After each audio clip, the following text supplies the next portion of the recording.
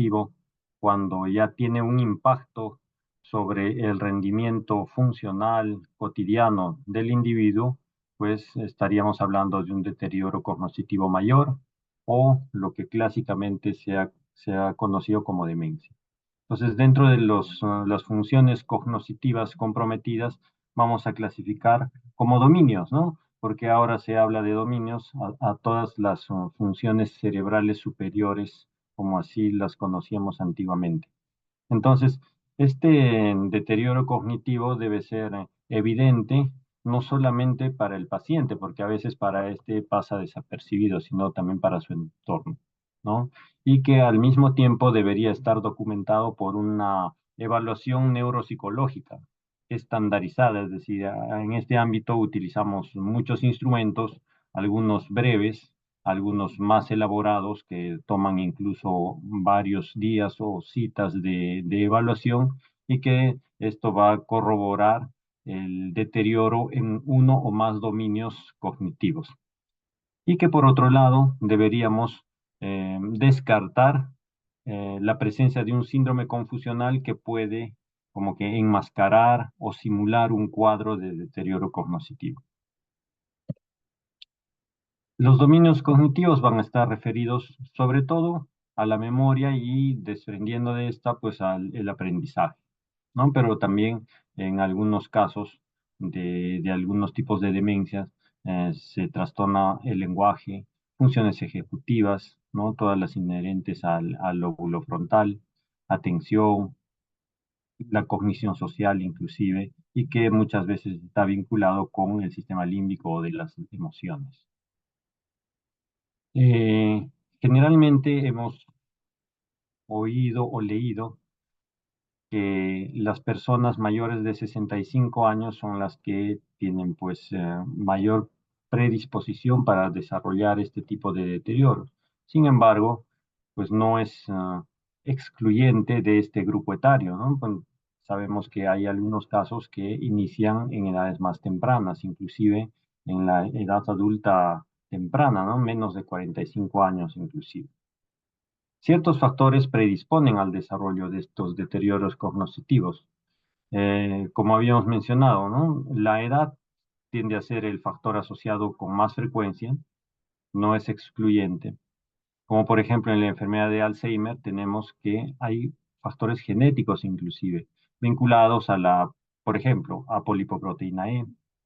En este grupo de demencias también el sexo femenino es el predominante y algunos otros factores de riesgo cardiovascular, ¿no? Como la hipertensión sistólica, exposición a tóxicos o metales pesados. Aquí tenemos en la parte inferior algunas formas o tipos de demencia, ¿no? Y hay una gran variedad según las manifestaciones clínicas y también según la etiología o el desencadenante subyacente. Pero en general, sabemos que de manera preventiva podríamos ir controlando ciertos factores de riesgo que van a converger en la producción de los diversos tipos de demencia. Por ejemplo, el nivel de educación, ¿no? Personas iletradas tienen mayor predisposición a desarrollar demencia, ¿no? Entonces, una conducta adecuada sería pues mejor entrenamiento cognitivo, ¿no? La preservación de la audición, por ejemplo, que viene a ser dentro de los factores de riesgo modificables, eh, digamos, uno que interviene porcentualmente hablando, pues, en una mayor proporción respecto a los otros, ¿no? Sin embargo, hay otras conductas como el fumar, por ejemplo, hábitos que están asociados al sedentarismo con la obesidad. Em, Dentro de la clasificación de las demencias, como vamos a ver luego, estas se dividen en demencias primarias y secundarias, ¿no? Pero en términos generales, acá podemos observar que la enfermedad de Alzheimer, siendo esta una demencia primaria, ocupa por lo menos la mitad de los casos de demencia, sobre todo en adultos mayores, llegando hasta un 80%, ¿no? Es, digamos, el tipo de demencia más prevalente. Pero vemos que también hay otros tipos, ¿no? La demencia con cuerpos de Lewy, asociadas a trastornos metabólicos, tóxicos, posinfecciones agudas, posinfecciones crónicas, etc. Dentro de estos factores de riesgo, a los que se denominan modificables, precisamente porque el control y la prevención en este ámbito haría disminuir la probabilidad de aparición de demencia más adelante, ¿no? Entonces, aquí tenemos, por ejemplo, la menor educación, menor nivel de instrucción, pocos hábitos de lectura, por ejemplo, la hipertensión arterial, pero sobre todo referida a la presión arterial sistólica. Se dice que el objetivo sería ir controlando esta en valores que no superen los 130 milímetros de mercurio. El compromiso auditivo, la conducta adecuada sería pues el uso de audífonos medicados o en todo caso prevenir, evitando el trauma acústico, como en algunos sectores laborales, ¿no? Viene a ser un trastorno o una enfermedad ocupacional inclusive. El tabaquismo, la obesidad como factores asociados a enfermedades cerebrovasculares inclusive. La depresión, sobre todo la depresión crónica, la que no es correctamente tratada, sedentarismo, los hábitos sociales, digamos, disminuidos, contacto social infrecuente, la diabetes dentro de los factores de riesgo cardiovascular también, consumo excesivo de alcohol, traumatismos cefálicos o cráneoencefálicos y la misma contaminación. Entonces, existen dos grandes grupos, ¿no? Las demencias degenerativas o primarias y las que obedecen a una enfermedad subyacente. Dentro del primer grupo, se clasifican, ¿no? Aquellas de inicio precoz, las que empiezan antes de los 65 años, y las de inicio tardío, digamos, las habituales, más allá de, de esta edad. Entonces, se caracterizan porque va a existir una afectación precoz de la memoria, lo cual va a llevar a un deterioro múltiple y también progresivo de las funciones cerebrales superiores, ¿no?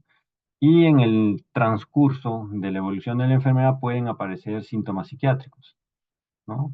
Como una consecuencia de la misma demencia, o a veces como que enmascaran ciertos síntomas atribuibles al deterioro cognitivo y que también van a abarcar los trastornos conductuales.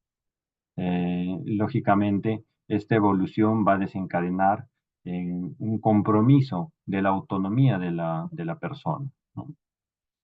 Dentro de este grupo, a su vez, tenemos a la enfermedad de Alzheimer en primer lugar. ¿Por qué? Por frecuencia, por estadística, ¿no? Y porque también es una enfermedad ampliamente estudiada y frente a la cual existen algunas alternativas y cada vez más de tratamiento. Pero también están las otras, ¿no? Las degeneraciones focales, ¿no? Siendo la enfermedad de Alzheimer una enfermedad cortical, ¿no? O que afecta fundamentalmente la corteza de forma difusa, pero hay otras que la afectan también, pero de forma focal, ¿no? Como la demencia frontotemporal, la atrofia posterior cortical, etcétera. La demencia semántica, que suele ser netamente asimétrica. Para esta primera, la enfermedad de Alzheimer, la edad dentro de los factores de riesgo no modificables, igual que las influencias genéticas. Acá tenemos algunos genes vinculados a la enfermedad de Alzheimer y que están distribuidos en distintos cromosomas, ¿no? De ahí que hay una teoría poligénica, ¿no? Algunas son de tendencia familiar, digamos, son más frecuente que en otros casos.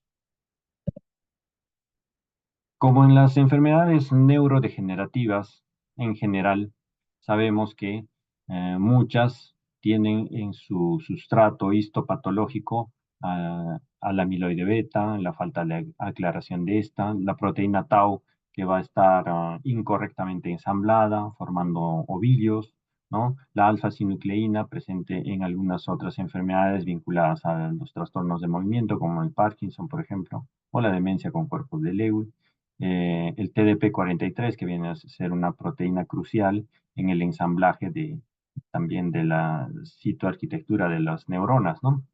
Y que todas estas sustancias que en su momento pueden resultar deleterias, nocivas para ciertos grupos celulares y pueden estar distribuidas en la periferia, ¿no? No necesariamente en el sistema nervioso central, y que de allí su traslocación vía el sistema circulatorio o a partir de, por ejemplo, el intestino, y en esto tiene que ver mucho la microbiota intestinal, de la que se habla últimamente con mayor relevancia. La traslocación a través del nervio vago o del sistema circulatorio pasan estas sustancias a tener un asiento dentro del sistema nervioso central, dentro del cerebro específicamente, ¿no? Entonces, constituyendo un factor iniciador del deterioro de las neuronas, muerte neuronal, y de ahí pues se deriva el deterioro cognitivo o de los diferentes dominios cognitivos. Entonces, en la producción de la enfermedad de Alzheimer hay ciertas hipótesis, ¿no? Como la disfunción colinérgica, donde la sustancia comprometida sería la acetilcolina, ¿no?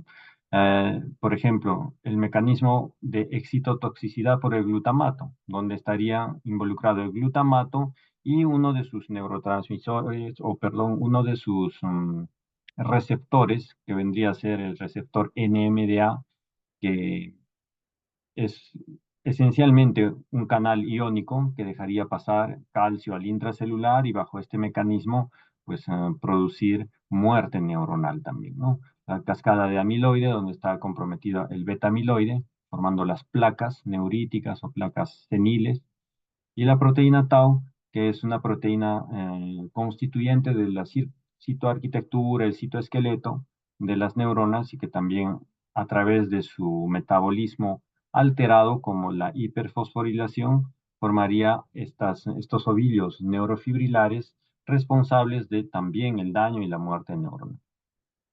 Aquí tenemos algún esquema que la vía metabólica de beta amiloide, por ejemplo, constituiría uno de los factores importantes al estar, digamos, con una alteración en el aclaramiento de esta sustancia y un acúmulo intracelular formando las placas seniles o las placas neuríticas.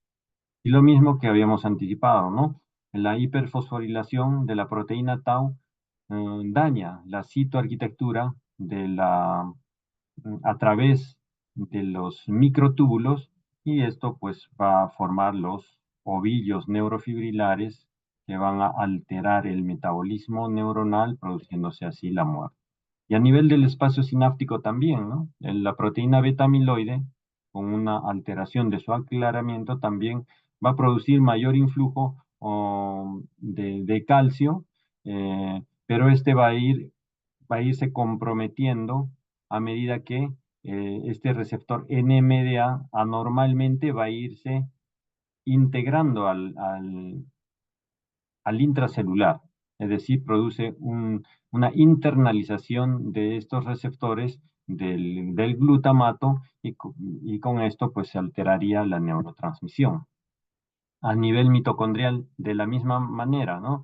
La proteína beta amiloide va a influir en la producción y acúmulo de las especies reactivas, tanto de oxígeno como de nitrógeno. Acá tenemos el óxido nítrico, y bajo la vía por ejemplo, alfa-cetoglutarato, ¿no? Y las deshidrogenasas de piruvato, va a producirse la apoptosis. Eh, Existe también una cascada inflamatoria, donde está involucrada la microglia, que fagocita a estas placas de beta amiloide, y esto va a generar una respuesta inflamatoria con una liberación de citoquinas y con la neurotoxicidad subsecuente.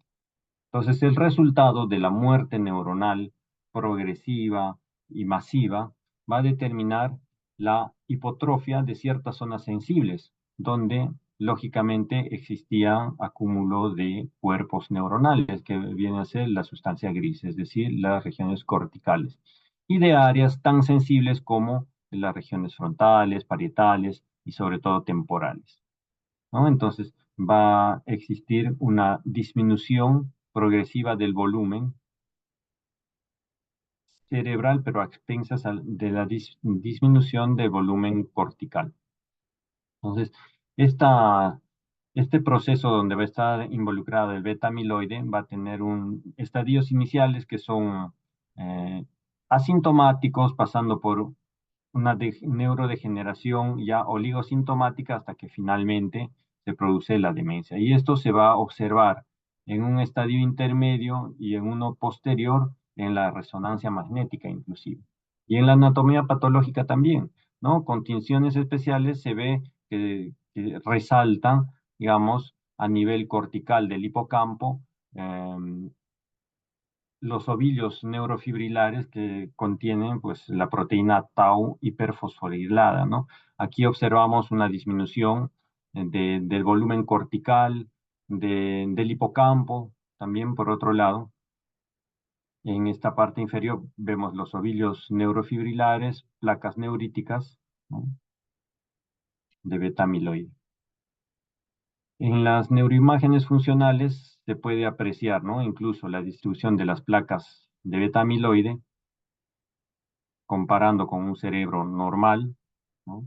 Y las placas también, o perdón, los ovillos neurofibrilares de proteína tau de la misma forma, ¿no? En una enfermedad de Alzheimer se aprecia con mayor nitidez, asociado a la disminución de volumen encefálico.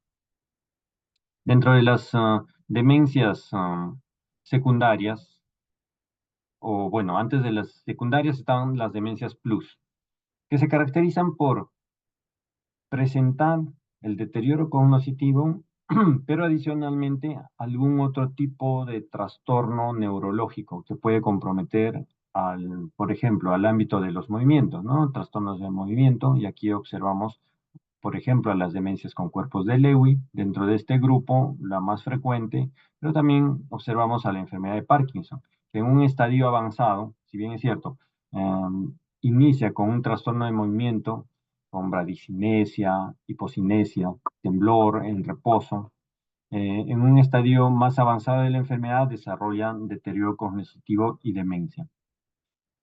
Aquí tenemos también la parálisis supranuclear progresiva, ¿no? Que cursa con parkinsonismo, ¿no? Es decir, trastornos de movimiento y trastornos de la mirada vertical, de ahí el nombre, la enfermedad de Huntington, etc. Entonces, dentro de este grupo, la más frecuente, la demencia con cuerpos de Lewy, se caracteriza porque va a haber déficit tempranos prominentes de la atención, ¿no? Hay una hipoprosexia o aprosexia bastante marcada. Las funciones ejecutivas también se alteran, ¿no? La memoria de trabajo, ¿no? Las habilidades visoperceptuales. Y durante la progresión puede haber también trastornos del comportamiento del sueño REM, ¿no? Las alucinaciones de tipo visual son frecuentes y recurrentes, y pues el parkinsonismo que acompaña y que por eso se asemeja en cuanto a las manifestaciones motoras a la enfermedad de Parkinson, ¿no? Bradicinesia, temblor de reposo, rigidez en rueda dentada o en tubo de plomo, como ustedes conocen. Aquí, por ejemplo, tenemos dos imágenes de resonancia magnética, cortes coronales, en la secuencia T1 sin contraste, donde podemos apreciar, digamos, en el lado derecho una disminución marcada de volumen cortical y ligeramente subcortical en una enfermedad de Alzheimer. Lo que diferencia viene a ser la hipotrofia de los lóbulos temporales, mucho más marcada y sobre todo a nivel de los hipocampos, mucho más marcada en la enfermedad de Alzheimer. Dentro de las demencias secundarias, eh, van a estar vinculadas a comorbilidades, ¿no? Como pueden observar, de etiología muy diversa. Algunas pueden ser potencialmente tratables, ¿ya? Y por lo tanto el cuadro puede ser reversible. De ahí que la importancia de, ante una sospecha, pues realizar los estudios complementarios pertinentes en aras de llegar precozmente y de forma oportuna al diagnóstico de estas enfermedades. Entonces tenemos, por ejemplo, las de origen vascular, las enfermedades cerebrovascular que obedecen a acúmulo de pequeños infartos o a partir de un evento vascular más extenso que compromete pues, áreas sensibles de la cognición. Infecciones que pueden ser infecciones agudas. Sabemos que el virus herpes, la encefalitis herpética, puede, teniendo una predilección por las regiones frontales y temporales y de forma bilateral generalmente, pues si no se realiza un diagnóstico temprano y un tratamiento oportuno, eh, esta encefalitis puede dañar gravemente a estas regiones, ¿no? De ahí que se desprende pues, la secuela que vendría a ser un deterioro cognitivo mayor, ¿no? A partir de una infección aguda. Pero las infecciones crónicas, virales también, como la infección por VIH, también pueden acarrear la producción de la demencia, ¿no? Y de ahí que se menciona el término, ¿no? El síndrome de demencia-SIDA, ¿no? Que en algún estadio de la enfermedad se va a producir casi indefectiblemente. Y existen otras enfermedades priónicas como que producen demencias rápidamente progresivas, como la enfermedad de Creutzfeldt-Jakob. Las hidrocefalias, sean postraumáticas, postinfecciosas, también van a producir deterioros cognitivos. Enfermedades metabólicas, endocrinas, como por ejemplo los distiroidismos, enfermedad de Wilson. Las carenciales, sobre todo la deficiencia de B12. Bueno, dentro de estas carenciales es la más común, pero también hay otras carenciales como la deficiencia de tiamina.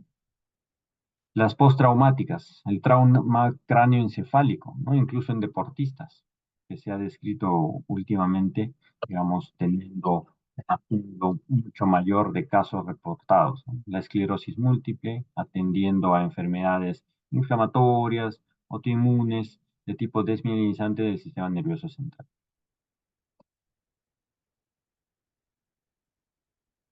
Dentro de las demencias vasculares, que son un grupo bastante frecuente, ¿no? Eh, las enfermedades cerebrovasculares son una causa importante, ¿no? Dentro de las primeras causas de discapacidad en el sistema nervioso central, o en el sistema nervioso en general, ¿no?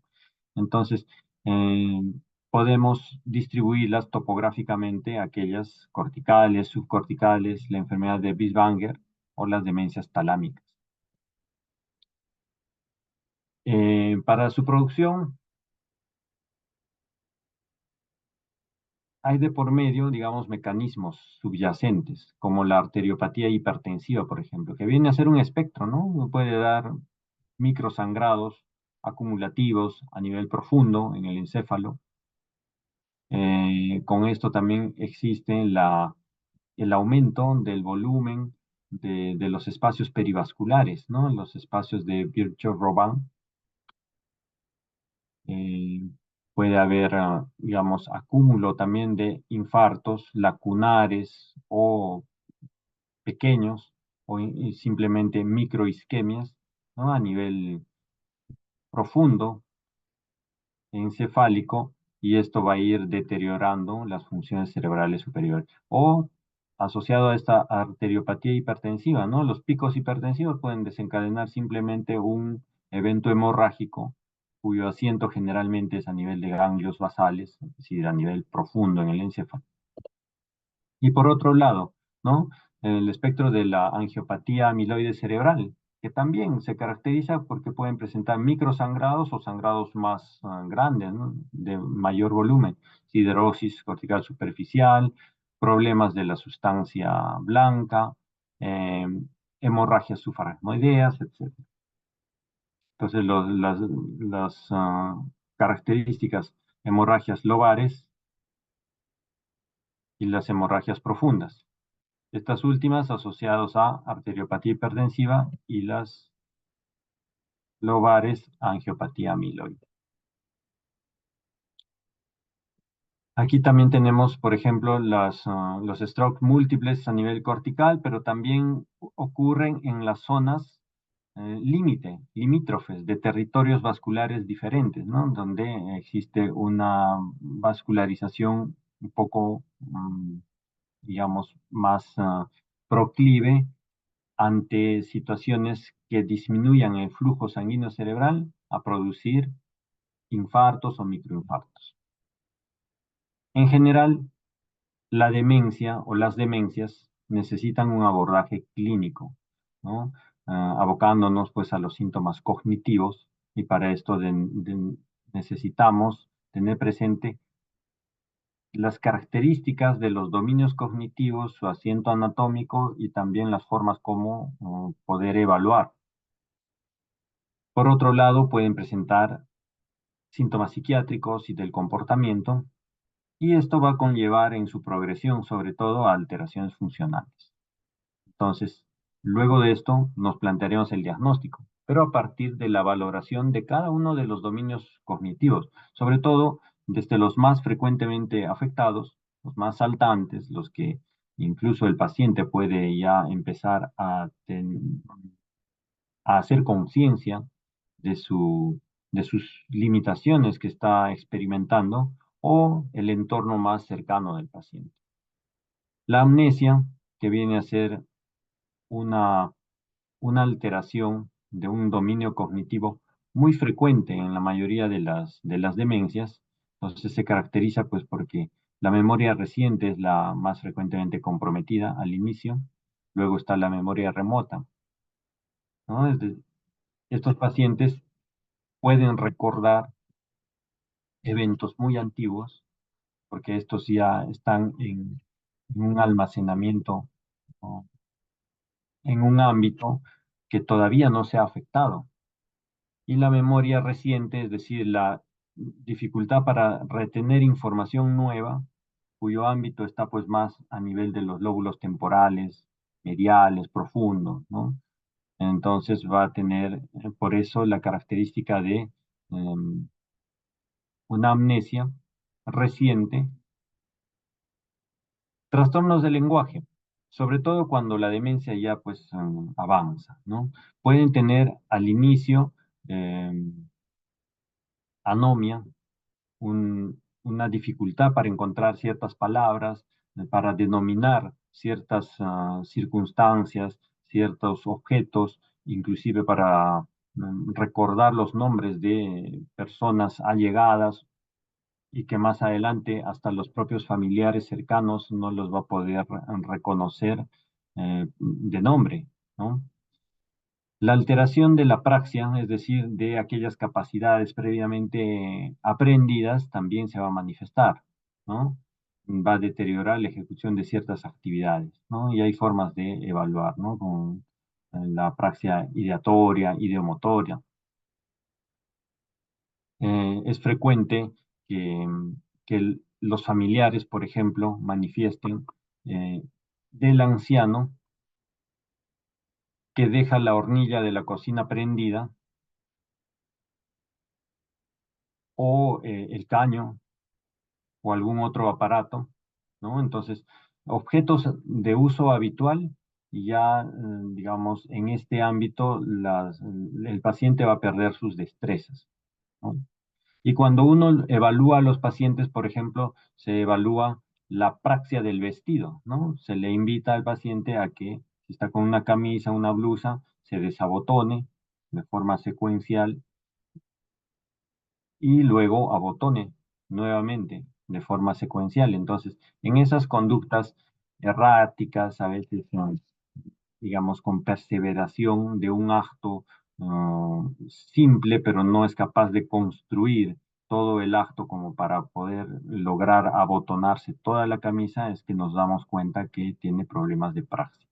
Y la praxia puede ir, digamos, referida a varios ámbitos, ¿no? Inclusive la praxia de la marcha, ¿no? Hay pacientes con demencia ya avanzada que inclusive ya no son capaces de desplazarse por sí mismos, a pesar de que no tienen un déficit motor claro, porque el movimiento tipo pedaleo, estando en decúbito, lo podrían hacer, y de hecho que es una forma de evaluar, pero cuando se le invita a caminar, ¿no? Digamos, de forma alternada, un pie, como normalmente hacemos, ¿no? De forma alternada, pie derecho, pie izquierdo, pues el paciente es incapaz de desplazarse de esta forma. La capacidad de reconocimientos o identificación de ciertos objetos o personas también va a ir deteriorándose, ¿no? y de tal manera que puede, por ejemplo, presentar agnosias visuales, agnosias auditivas inclusive, ¿no? Ya no reconoce la voz de una persona, pero sí solamente cuando ve su imagen o viceversa, ¿no? No reconoce la imagen de una persona familiar, sin embargo, al escuchar su voz, sí es capaz de evocar su nombre, ¿no? Entonces, esa capacidad de reconocimiento va perdiendo, e incluso para ciertos otro tipo de estímulos, ¿no? Como por ejemplo el sabor de las comidas, ¿no? No reconoce ciertos sabores, ¿no? Uno le pregunta, por ejemplo, al darle una fruta determinada o un refresco de una fruta determinada, ¿no? Que anteriormente era capaz de reconocer que era un jugo de naranja, pues cuando ya tiene la capacidad de reconocimiento alterada, pues puede mencionar cualquier otra bebida o simplemente decir que es agua, porque no reconoce ese tipo de estímulos. La alteración de las capacidades ejecutivas para digamos, realizar actos secuenciales, ¿no? Para materializar lo que, la información que tenía en su pensamiento, ¿no? Cuando se le da una orden compleja, por ejemplo. La desorientación, sobre todo a nivel temporal, luego espacial, y cuando la demencia avanza, igual puede haber una desorientación en persona también, ¿no? La hipoprosexia o aprosexia, es decir, la alteración o la incapacidad para mantener la atención, sobre todo en cierto tipo de demencias como la demencia con cuerpos de Lewy. La discalculia o acalculia, otro dominio cognitivo que también puede brindarnos algunos datos, siempre y cuando tengamos en cuenta el nivel de instrucción del paciente. Pacientes iletrados, por ejemplo, no pueden ser valorados en este ámbito. Existen otras manifestaciones, sobre todo eh, las referidas al ámbito psiquiátrico, ¿no? Eh, Se dice que coexiste la depresión en los pacientes con demencia en un gran porcentaje de estos, pero en algunos casos puede precederlo, ¿no? Como en la enfermedad de Parkinson, por ejemplo, si bien es cierto, se caracteriza por presentar síntomas motores, pero también existen síntomas o manifestaciones no motoras, o incluso se denominan manifestaciones preclínicas de la enfermedad de Parkinson, y dentro de ellas está la depresión. En un momento determinado, la depresión puede enmascarar un cuadro de demencia. ¿Por qué? Porque el rendimiento intelectual, la velocidad de procesamiento de pensamiento puede verse afectada, sobre todo cuando la depresión no es correctamente tratada y tiene una cronología, digamos, que tiende a la cronicidad. Existen otras manifestaciones menos frecuentes, como la manía, por ejemplo, ideas delirantes. Es frecuente, ¿no? Tener esas ideas de robo, ¿no? El paciente se vuelve más suspicaz o tiene ideas de abandono, se vuelve melancólico, ¿no? Dentro de las alucinaciones, las más frecuentes son las visuales, ¿no? Sobre todo en estas con cuerpos de Lewy, pero en cualquier tipo de demencia también puede existir alucinaciones, a veces auditivas, a veces mixtas, a veces el paciente se encuentra como que conversando con una persona que le está hablando y al mismo tiempo la está viendo, ¿no? Sin existir nadie en ese espacio, ¿no? Entonces vienen los soliloquios, ¿no? Hablan solos o entre comillas solos, ¿no? Para ellos están conversando con otra persona. Falsos reconocimientos también. Y los trastornos del sueño. Suele invertirse el ritmo, ¿no? El ciclo sueño-vigilia, pacientes que pueden presentar agitación psicomotriz nocturna y somnolencia diurna. Entonces, el no dormir cuando debería dormir, es decir, de noche, también predispone a que su enfermedad neurodegenerativa se deteriore mucho más. Entonces, por eso que es importante el abordaje en este ámbito también del sueño. Suele cambiar la personalidad o en todo caso acentuarse rasgos previos. Dentro de los trastornos de comportamiento pueden tener conductas erráticas, vagabundeo, comportamientos estereotipados, repetitivos, se ponen a hacer una cosa, por ejemplo, arreglar o doblar determinada prenda de vestir y eso lo hacen repetidamente en, digamos, en el ambiente donde se encuentre la persona, ¿no? Cogen una manta y empiezan a doblar y están arreglando, reacomodando los objetos en ese ambiente, puede ser en la sala, en su dormitorio. A veces incluso existen trastornos del comportamiento sexual, ¿no? Erotomanías, se vuelven hipersexuales algunos pacientes, ¿no? De ahí que a veces hay hasta denuncias, ¿no? Denuncias por tocamientos indebidos, porque el paciente con demencia pierde la inhibición frontal u órbito frontal, y de ahí que como que se desinhibe este tipo de comportamiento que normalmente lo tenemos pues naturalmente reprimido. Esas conductas amorales las autoinhibimos, ¿no? Fisiológicamente. Y los trastornos de alimentación. La continencia de esfínteres también se ve comprometida, sobre todo en los estadios más avanzados.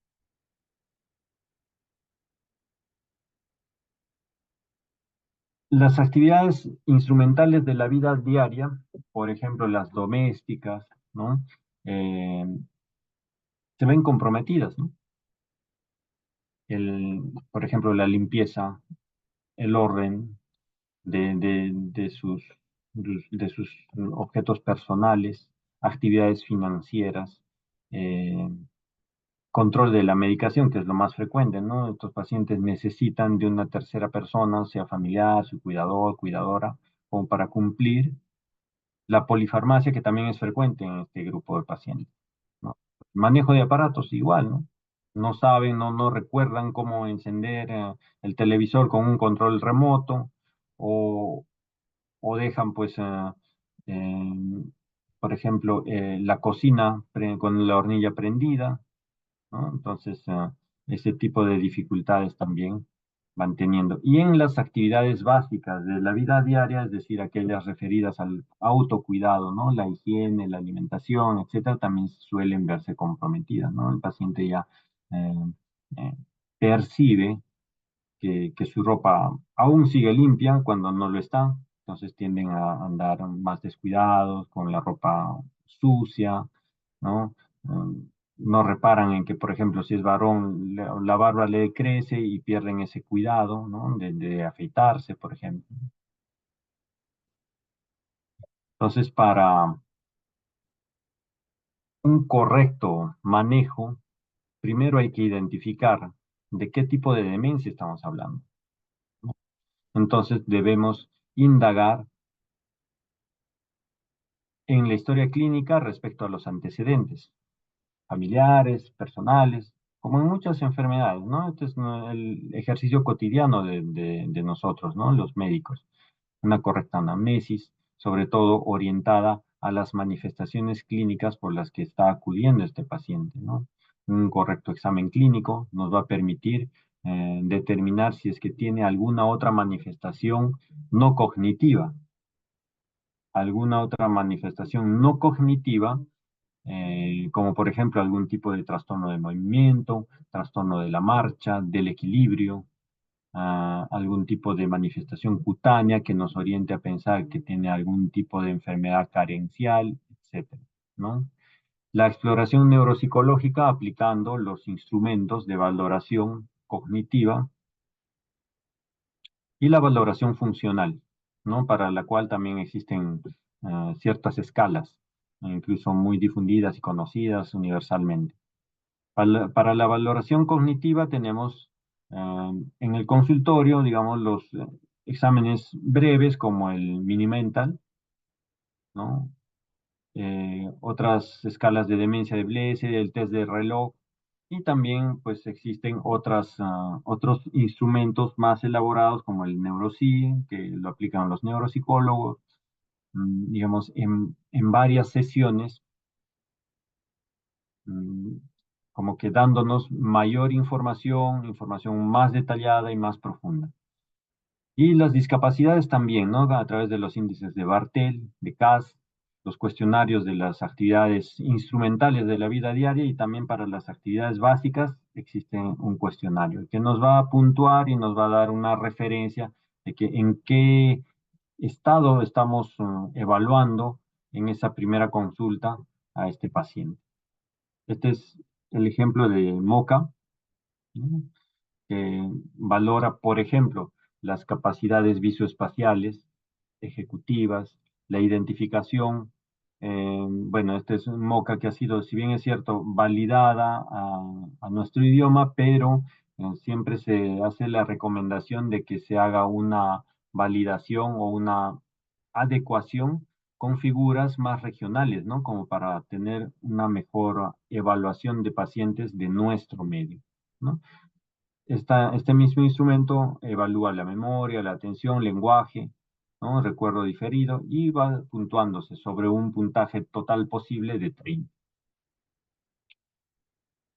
Eh, Así como habíamos dicho que la depresión coexiste en pacientes con demencia, pero puede en algún momento simular una demencia o un deterioro cognitivo. Por eso es importante descartar la depresión, o en todo caso confirmarla, ¿no? Y hay escalas, como por ejemplo la escala de depresión de Hamilton, que nos permite esta aproximación diagnóstica. La entrevista familiar va a ser muy importante porque hay muchos datos que vamos a recabar de forma indirecta, ¿no? Que no nos la va a brindar el paciente. Dentro de los exámenes complementarios, planteamos las pruebas del laboratorio atendiendo a las posibilidades que hemos mencionado anteriormente, ¿no? Enfermedades metabólicas, infecciosas, carenciales, etcétera. Y dentro de las imágenes vamos a recurrir pues a la tomografía por lo menos, ¿no? O idealmente a una resonancia magnética. Las neuroimágenes funcionales se reservan para casos muy particulares, especiales. Todavía se maneja en el ámbito de la investigación esto con mucha frecuencia, pero en el ámbito del diagnóstico cotidiano es mucho menos frecuente. Acá tenemos ejemplos de diferentes secuencias de resonancia magnética, donde se aprecia una disminución del volumen cortical, ¿no? Y también subcortical, con una ampliación leve de los ventrículos. Aquí en esta secuencia de FLAIR encontramos una gliosis periventricular, ¿no? Aquí tenemos cortes coronales de los hipocampos y los lóbulos temporales de un paciente a quien se le ha hecho un seguimiento durante aproximadamente 11 años, en el que se ve de inicio ya pues una disminución del volumen cortical y también subcortical a nivel de los lóbulos temporales y el hipocampo de ambos lados de forma simétrica. Y que este volumen iba disminuyendo a medida que pasaban los años, ¿no? Hay un gran adelgazamiento de los surcos, o perdón, de las circunvoluciones y una mayor profundidad y ensanchamiento de los surcos, o un adelgazamiento de los hipocampos.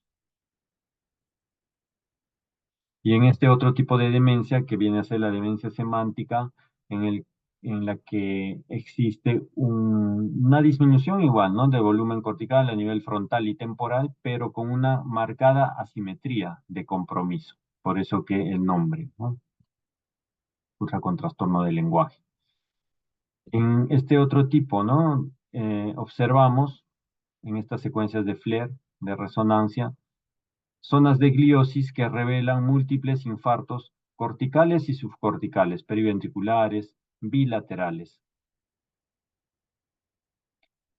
En las enfermedades por priones, por ejemplo, podemos observar la hiperintensidad de señal a nivel de los núcleos caudados y de la corteza frontal bilateral. Las neuroimágenes funcionales, como este PET scan, ¿no? Tomografía con emisión de positrones, en el que comparan la captación normal de un cerebro joven y la captación anómala en una enfermedad de Alzheimer, pasando por el deterioro cognitivo leve. El diagnóstico diferencial, como habíamos visto, ¿no? Trastornos afectivos como la depresión, pero también el deterioro cognitivo leve, ¿no? Que no va a tener mayor impacto en la vida funcional del paciente, ¿no? Otras enfermedades psiquiátricas como el trastorno obsesivo compulsivo, psicosis de la vejez, ¿no? Trastorno paranoide, el delirio o el síndrome confusional agudo. Por eso que uno de los requisitos del diagnóstico es descartar esta entidad clínica, ¿no? El síndrome confusional agudo. Crisis epilépticas también no reconocidas. abuso de drogas, tóxicos, etcétera. Algunos efectos adversos de la medicación, ¿no? Hay medicamentos que enlentecen la cognición, la velocidad de procesamiento del pensamiento, ¿no? Una medicación usada durante semanas puede disminuir el rendimiento cognitivo y simular la presencia de demencia. ¿Qué hechos tenemos que tener en cuenta a manera de banderas rojas, ¿no? Cuando la demencia tiene un inicio en una edad más joven, ¿no? Mm, cuando la progresión es rápida, ¿no? Estaríamos observando, por ejemplo, una posible enfermedad de Creutzfeldt-Jakob, ¿no? De pronóstico ominoso, incontinencia temprana u otros signos autonómicos, signos o déficits neurológicos focales, ¿no? Para ver si se trata, pues, de una enfermedad cerebrovascular o algún otro tipo de demencia plus. Y también cuando, por ejemplo, tenemos un deterioro cognitivo que no vaya de la mano con una alteración de la neuroimagen. Para un abordaje terapéutico correcto necesitamos, digamos, enfocarnos en tres aspectos básicos, ¿no? Uno, la función cognitiva, otra, la función conductual y otro, las actividades de la vida diaria, es decir, la vida funcional del paciente. Entonces, este tratamiento va a ir orientado a, uno, tratar la causa subyacente, la causa principal de la demencia, ¿no? Sobre todo refiriéndonos a aquellas demencias potencialmente reversibles. El tratamiento de los síntomas cognitivos, aquí está un amplio grupo de los fármacos nootrópicos, a los que han denominado las drogas inteligentes, entre comillas, antiguamente, ¿no? Ahí está, pues, por ejemplo, el piracetam, el acetilcarnitina, etcétera, ¿no? Fármacos que tienen fundamento teórico farmacológico sólido, sin embargo, no hay evidencia científica, digamos, fuerte a favor de su uso, digamos, irrestricto, ¿no? En las demencias. Solo en algunos campos se pueden encontrar estudios que respalden su uso, ¿no? Pero sí en la enfermedad de Alzheimer, por ejemplo, tenemos que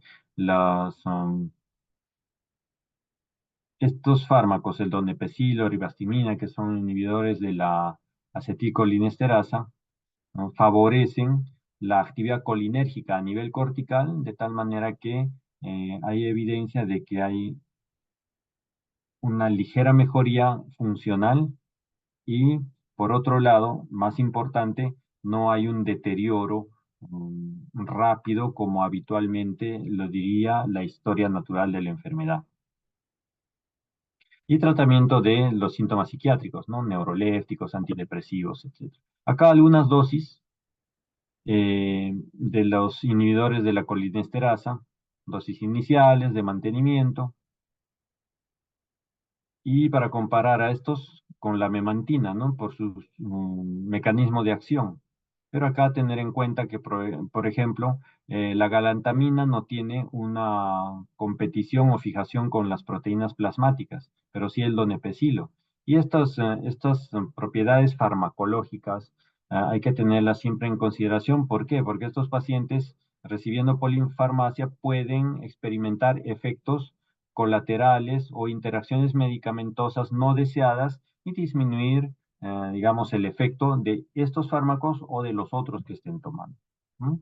En el caso de, por ejemplo, buscar controlar los síntomas de agitación y psicosis, tenemos los antipsicóticos atípicos para, digamos, un medicamento que tiene presentación incluso parenteral para este mismo efecto, pero digamos para buscar un control más inmediato, el haloperidol, ¿no? Ya sea en gotas orales, sublinguales o vía parenteral. Por ejemplo, tenemos para síntomas de depresión, ansiedad, tenemos los ISRS, ¿no? Escitalopram, sertralina, que se utiliza con mucha frecuencia en ancianos. Síntomas depresivos también podemos utilizar antidepresivos tricíclicos, para tratar también síntomas depresivos, pero la mirtazapina tiene un beneficio que ayuda también a conciliar el sueño, ¿no? Entonces, pacientes que tengan insomnio y además tengan algún síntoma afectivo tipo depresión, entonces podemos utilizar la mirtazapina. Esto, digamos, mostrando la titulación de las dosis de los mismos medicamentos, sabiendo que, por ejemplo, la rivastigmina dentro de los inhibidores de acetilcolinesterasa tiene una presentación en parches, que también se utiliza con cierta frecuencia, ¿no? Potenciales efectos adversos hay que considerar, ¿no? De los neurolépticos, parkinsonismo. Pero de estos neurolépticos, la quetiapina es la que menos produciría este parkinsonismo y se da, por ejemplo, en la demencia con cuerpos de Lewy o demencia por enfermedad de Parkinson, se podría utilizar la quetiapina. Dentro de las benzodiazepinas, bueno, podría generar incluso síndromes confusionales a tener en cuenta, pero puede utilizarse como un fármaco de rescate. La pimavanserina, cuyo mecanismo de acción tiene que ver con la serotonina, se utiliza y ya está aprobado para la psicosis o alucinaciones producidas durante la demencia por la enfermedad de Parkinson.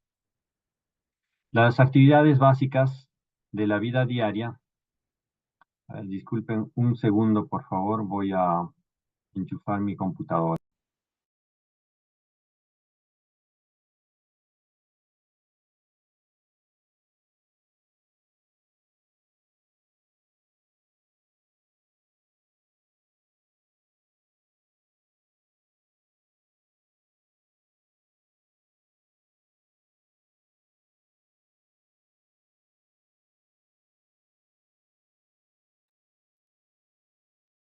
Bien, gracias. Entonces, dentro de las medidas generales, pues hay que atender a las necesidades básicas, medidas de seguridad, a veces necesitan personas que estén cuidando estrechamente y asistiendo en sus actividades de la vida diaria a todos estos pacientes.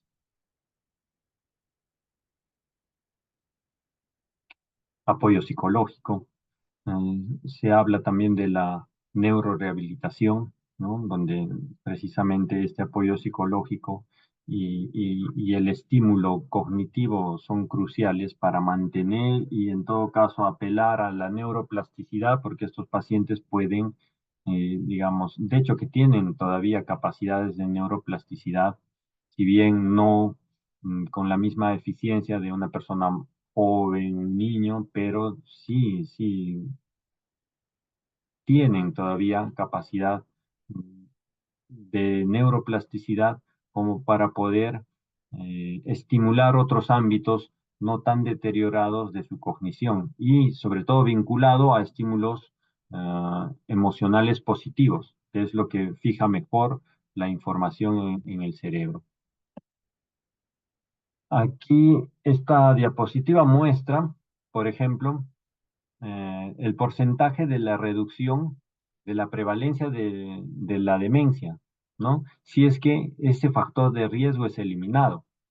Entonces, vean, eh, tenemos aproximadamente 40% de factores de riesgo o modificables, o en todo caso prevenibles, vinculados a la demencia. La pobre educación, sí se puede hacer varias cosas con digamos, eliminando la pobre educación, eliminamos el 7% de posibilidades de que este paciente presente demencia más adelante. En conjunto, ven que suman aproximadamente 40%. El otro 60%, pues ya son factores propios de la persona, no modificables, ¿no? Incluso factores genéticos, la misma edad, ¿no? Pero por los que sí podríamos hacer mucho es por estos, ¿no? La pérdida auditiva. Por eso que se les recomienda a los familiares o al propio paciente que ante una hipoacusia se atienda esta hipoacusia corrigiéndola, ¿no? Porque ahí estaríamos, al controlarla, eliminando un 8% de la posibilidad de que más adelante desarrolle demencia. Y así sucesivamente, ¿no? Quitando el tabaquismo, por ejemplo, manejando exitosamente la depresión crónica, el aislamiento social, miren, 4%. Entonces, si nosotros vamos eliminando cada una de estos factores de riesgo, disminuir el consumo de alcohol, la obesidad, entonces estaríamos en suma aproximándonos a disminuir o eliminar un 40% de las posibilidades que uno pueda tener para desarrollar más adelante demencia. Dentro de las alternativas terapéuticas que hemos mostrado, se van sumando algunas otras, ¿no? De avanzada, inhibidores de las secretasas que tienen que ver con el metabolismo, ¿no? Del beta amiloide, por ejemplo, en este caso. Algunos anticuerpos monoclonales, ¿no? Dentro de los cuales algunos se han abandonado estos estudios en la fase 3. ¿Por qué? Porque presentaron, pues, quizás mayor deterioro cognitivo, digamos, un efecto paradójico, ¿no? Que era lo contrario a lo que se buscaba. Pero existen dos fármacos, por ejemplo, dos anticuerpos monoclonales, el lecanemab y el donanemab, que sí tienen un beneficio clínico. ¿De acuerdo? Se da cada 2, cada 4 semanas, ¿no? Por kilo de peso la administración y puede, digamos, mejorar el rendimiento cognitivo. Y hay otro tratamiento, digamos, más reciente, que son las nanopartículas, ¿no? Por ejemplo, nanopartículas basadas en lípidos, son, digamos, basadas en estructuras macromoleculares, pero que resultan siendo nanopartículas transportadoras de ciertos fármacos, ¿no? Acá, por ejemplo, tenemos los exosomas, liposomas, diversas formas, ¿no? El transportador lipídico nanoestructural, que se encargan de internalizar ciertos fármacos, ciertas sustancias, como por ejemplo el donepezilo, que lo acabamos de mencionar, y también hay otras sustancias, ¿no? Transportadores de lípidos, nanopartículas de lípidos sólidos, modificaciones liposomales. Entonces, esto todavía está en estudio, no tiene todavía niveles de evidencia científica porque recién se están introduciendo. Y por otro lado, dentro de la intervención no farmacológica hay aparatos estimuladores, ¿no? Por ejemplo, la estimulación cerebral profunda con un generador implantable, eh, el estimulador del nervio vago implantable, algo así como un marcapasos, y el no implantable, ¿no? Con un dispositivo portátil. Y por otro lado tenemos la estimulación magnética transcraneal, estimulaciones, por ejemplo, con corriente eléctrica, ¿no? Transcraneal, directa o alterna, y son alternativas no farmacológicas que tienen reportes de estudios que van a favor de los resultados obtenidos, pero en algunos casos hay estudios que no van tan a favor, ¿no? Entonces todavía hay un terreno amplio por recorrer y por ir afirmando, sobre todo aquellos estudios que vayan teniendo más éxito en el tratamiento de las demencias. Muchas gracias. Si tuviesen alguna pregunta, alguna intervención, adelante, pueden conectar su cámara y hacer la pregunta.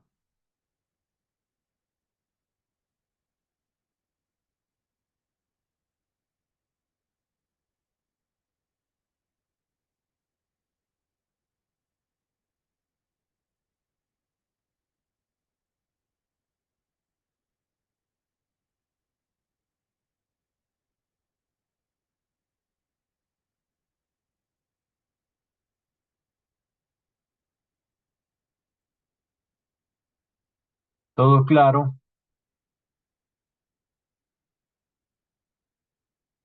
Bien, jóvenes, espero que lo expuesto les sea de utilidad, sobre todo que motive eh, la iniciativa que tengan para profundizar en el tema e ir contribuyendo a todo ese acervo de conocimiento que van acumulando semestre tras semestre para que finalmente les sea útil en la práctica médica futura, ¿no? Si no tienen ninguna otra intervención, entonces agradezco su atención y les deseo éxito en lo que venga, de lo que falta del ciclo y en lo que falta de la carrera. Muy buenas tardes. y hasta la Muchas próxima. gracias, doctor. Hasta Gracias, luego. doctor. Hasta luego.